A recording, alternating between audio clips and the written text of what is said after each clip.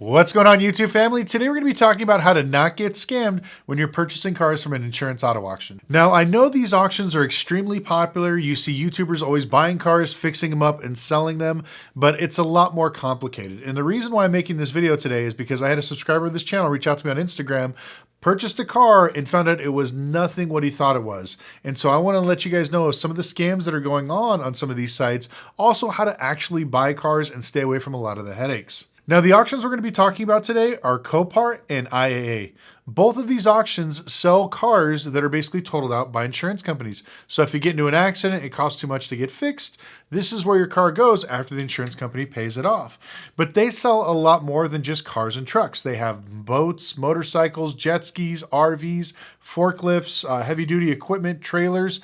I've bought so many things through the years from these auctions because they usually get them for great deals if you're mechanically inclined. And this is where the catch is. You get good deals if you're mechanically inclined and know what you're looking at. Now, there are some great deals out there where they don't need anything. I know Copart just started selling repos and stuff like that. There are a lot of cars there that are damaged that are not really showing the true story. And this is where the subscriber basically lost $50,000. So let's just say you buy a Mercedes that looks like this, looks pretty clean all the way around, but right here in the front, you see maybe the headlight's missing, the bumper's cracked, and the hood's dented, and it's missing a grille. But all in all, the car looks like it runs and drives. It's not that much damage.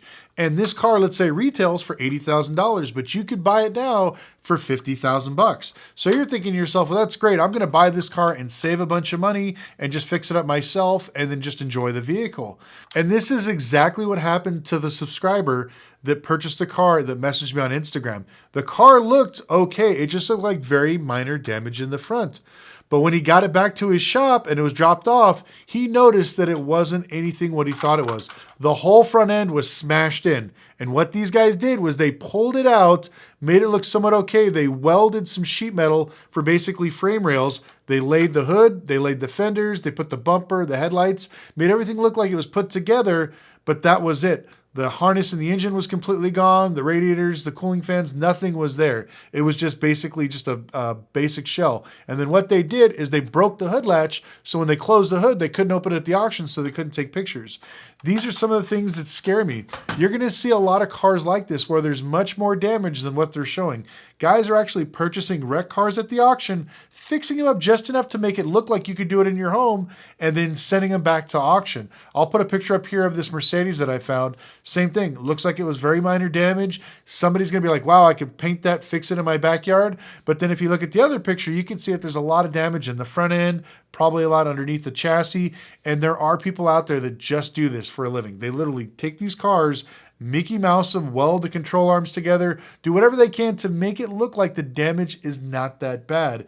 And this is one of the biggest things I can't stand. Now, there are a lot of people that will not buy from second party or third party companies. They usually buy only from insurance companies.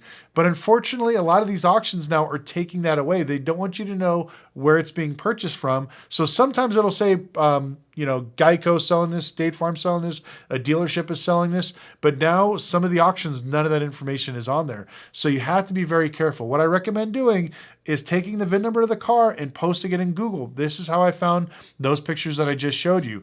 This showed from when it went through last time at the auction was completely wrecked to today where it looks like it's somewhat easy fix that you can take care of. You always want to do this. Now, there are a lot of apps online, I can't remember the name of them, that will give you the vehicle history on the car and also show you other auctions. Car Vertical. So you can sign up for Car Vertical, run the ad, and see if you can get the auction pictures in there. But you're going to see this on a lot of cars, so please be careful when you're purchasing that car. The next one I'm going to talk about really crushes a lot of dealers and regular people, so please pay attention to this one. It's all about titles. Now, when it comes to buying cars at Copart and IAA, they have all kinds of cars. Flood cars, fire cars, salvage cars, trash cars, junk cars, whatever the case may be. But you need to make sure that whatever it says for the title brand, that you can either register or sell in your state.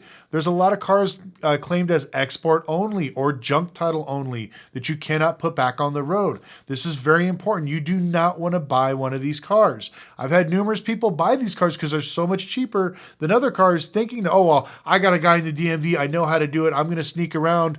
I'm telling you, I've watched people register it in different states. All of a sudden, they get their registration suspended, and then the DMV tells them that their car can no longer be on the road. And if you get caught driving this car, sometimes they can impound it and take it away from you. But there are tons of people that buy these cars thinking that they're just easy fixes, but they didn't pay attention to the fine details. So make sure when you're checking these cars, is it say export only? Does it say scrap only or junk only? Or my favorite, there are a few cars out there that are listed as bill of sale only. Classic cars, buses, utility vehicles, even some regular cars. So if you purchase it at the auction and all you get is a bill of sale, that's all you're going to get. You cannot register it with that. So please be careful when you're buying these cars. Read the description in full and know that if you're purchasing a car like this, you need to make sure that the registration and the title either says rebuilt, salvage, and it can be cleared in your state. Now we're going to be biting off more than you can chew. Now, in the beginning of the video, I talked about it's a great deal if you are mechanically inclined. If you're not mechanically inclined, I always tell people to stay away from a lot of these cars at these insurance auto auctions because they will bite you in the ass. So the reason why I say this is because not only do you have to know how to fix cars, but you should know the market of the actual parts. I've seen so many people buy cars at Copart that one, can't fix them. They're either too damaged, too far gone, don't know how to get the parts or whatever. But I've seen a lot of people buy these EVs and some of these other cars where you can't get any parts. What was it? A Cadillac Lyric. I think I did one of my last video, a Copart. My buddy bought one right after I did that video, and he's still today, even though I put out that video, cannot get, I think it was like a headlight, a bumper, and a grill from the dealer. So he basically has to wait for someone to get wrecked and then buy it from the junkyard. But that's why I tell everyone, don't buy these cars unless you really know the market and you've done your research. If you're looking at buying maybe a wrecked Mercedes or BMW, before you place a bid, call around to some local junkyards, your local dealership. Hey, can I still get parts for this car? Is that okay? Because there's nothing worse than spending a bunch of money purchasing a car, bringing it back to your house, and not even be able to buy the parts to fix it. On top of that, I see a lot of people that think that front-end accidents are very easy to fix. They're not. There are a lot of moving parts. I actually tell people the easiest to fix, the ones that are hitting the rear end that are completely smashed, but are much easier to fix because there's less parts, less harnesses to replace, all that other stuff. So when you're looking at some of these cars, like I said, take a minute, call for pricing. If you don't know, call maybe a friend that's a mechanic or a body shop and ask them, what do you think about this? But 9 times out of 10, this is why people have such a bad feeling about some of these insurance auto auctions, because they got ripped off or they don't know what they're doing. And so they overbid on a crap car. And now not only does that hurt the person that buys it, it also hurts people like me that buy cars like this for a living, because I would never pay what some regular person would pay. They'd always overpay. And I'm sure, as you guys have seen, if you're looking at like Copart and IAA, the auction prices have gotten crazy, and some of these cars are going for damn near retail because people keep overbidding them. Next, we're going to be talking about is transportation. Now, transportation is very expensive and they could rip you off really quickly. And if you don't know what you're buying and how to move it around, you are going to get screwed. I've seen so many people buy these cars that are like, oh, look, it's wrecked in the front. I got it for so cheap. But then they find out, well, if they ship it 2 states over, it's going to cost them $3,000 to get there. Remember, when you have a car that is a non-runner, most shipping companies are going to charge you a fee to move these cars because it takes more work. Now, if this is a non-rolling, non-functioning, broken car and they have to pull it off and on with a forklift, that's when you're going to get astronomical prices when it comes to shipping. I'm not even joking when I actually got a quote to ship a wrecked G-Wagon. The front wheel was basically broken underneath of it. And I figured, okay, they're going to put it on one trailer and they're going to send it here to Vegas. It's probably going to be at the most $1,000. I got quoted $3,000 to go from LA to Las Vegas, which is about maybe 300 miles. It was cheaper for me to literally go down there, spend a weekend there at Disneyland and drive back and save money compared to what I was shipping. And so when I see people buying these cars online, they're buying, from multiple states away, all this other stuff, the car's wrecked, rolled over, whatever the case is may be, they get super excited because they got it for so cheap, and then they get the actual shipping bill, and sometimes it costs more than the actual car they bought. This is why you need to do your research and make sure that if you're buying a car that is a non-runner, at least it rolls. And if it doesn't roll, make sure you buy something where you don't mind taking a day trip to go pick it up. Because if you get a quote for some of these crazy shipping prices, you will be shocked at how far it is that somebody's going to want to do it to flatbed it to your house.